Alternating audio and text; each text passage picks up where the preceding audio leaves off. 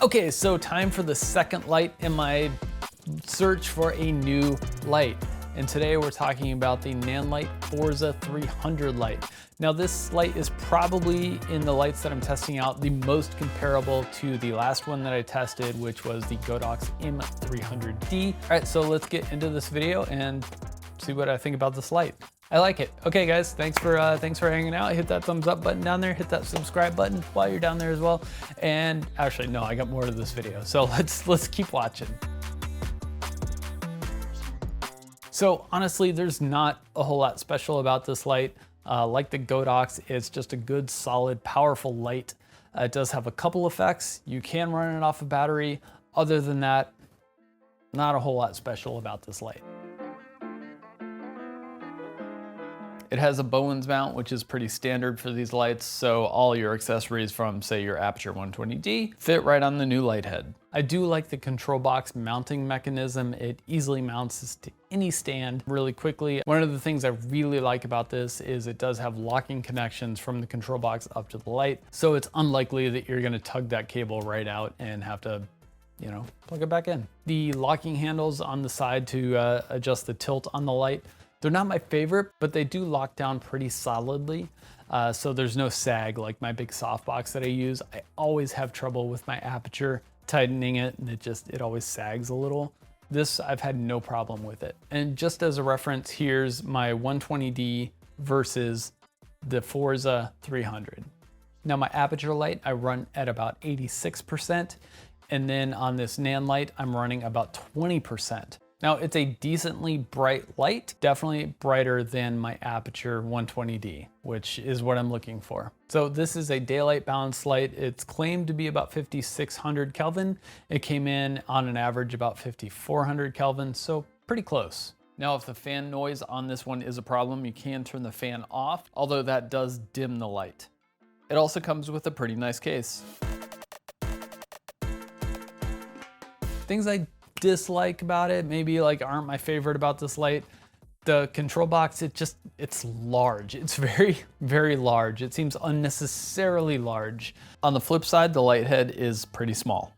Another thing is there's no quick way to just take this light to zero other than turning it off and turning it back on again. Like some of my lights, you can just like tap the adjustment button and it takes it to zero. Say if you're walking away for 5 minutes, you need to go to the bathroom, doing lunch, and you don't want to lose your settings. You tap that, light stays on, but it just dims it to zero. Come back, hit that button. This light does not have that. So I'm kind of disappointed in that. I really expected that feature to be on this light, but it's not. And I know I said I like the lock knobs because they're solid, but I also don't like them because there's one on each side. So you have to disable them both.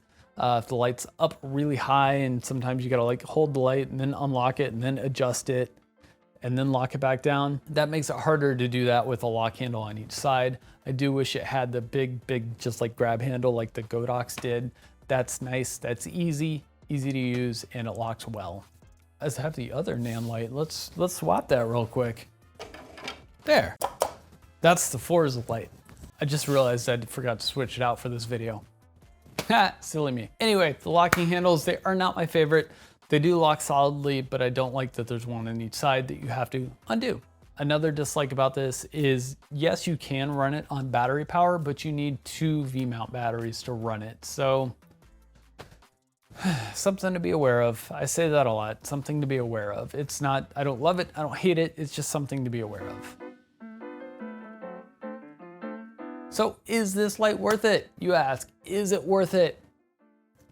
Yeah, I guess so. I mean, if I had the choice between this and the Godox, which fortunately I do, I would go with the Godox just because it has the little extra things like the little power button that you can tap on to take it back to 28% or whatever you had it set at without physically turning the whole light on or off. I like that. I like the locking handle better on the Godox, and it's just a brighter light. I like the Godox a little bit better than this one.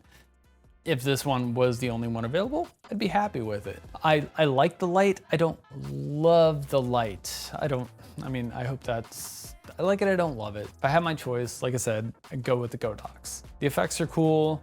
It runs a battery power, which is cool, but you need 2 batteries to run it.